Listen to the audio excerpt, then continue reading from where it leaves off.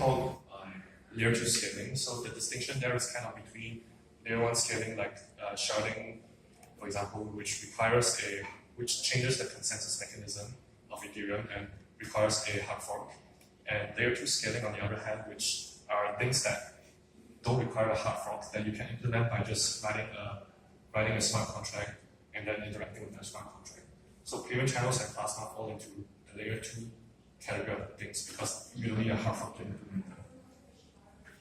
So a way to express like how they are, what are the commonalities that they have between the mechanisms.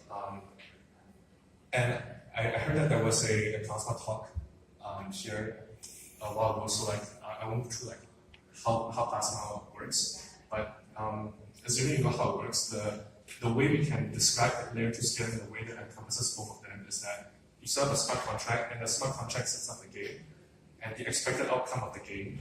The game here is game in the game theory sense. So the smart contract sets up a game theoretical game whose expected outcome can be changed by a small number of on-chain transactions. So in the case of state channels, the small number is actually 0. So when you have this, when you set up a state channel and you want to change the expected outcome of the game, and the expected outcome in this case is kind of who gets what in the state channel. You just need to sign messages, you just need to exchange off-chain messages.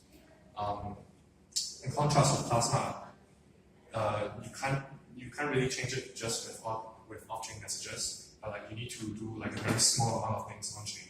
So in the case of Plasma, you do a complement to a Plasma block, which means that you post the root hash of the Plasma block into Ethereum, and with that one small transaction, you change the ownership of all things within Plasma. So that's how their mechanisms are different. And as for how these things compose,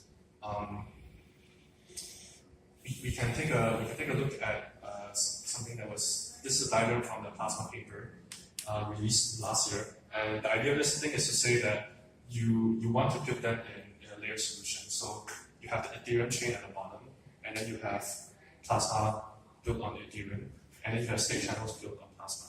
So the thinking of the author when writing this was that this gets you the best set of trade-offs, right? And the primary advantage that state channels have, and why you want to interact with them as much as possible, is that they're the only technology that gets you consistent finality and web-like response times. So in the if you think back to the example I started with payment channels, once I send a message, the thing is finalized. So that's really important for if you're an actual shop owner and you really want it to be such that your customer walks up to you, you talk for a while, you scan their barcode or whatever, you get some messages, and like 1 second later, the thing is finalized and you can give them their donut or cookie or whatever. And state channels are the only thing that gives you that is a finality. If you look at the things that are not state channels, like Plasma and Ethereum, you look at this thing, you have to wait for a few confirmations, or maybe you have to wait for a Casper block to finalize when we move to proof of stake. So that is a comparison of how Plasma and state channels compose.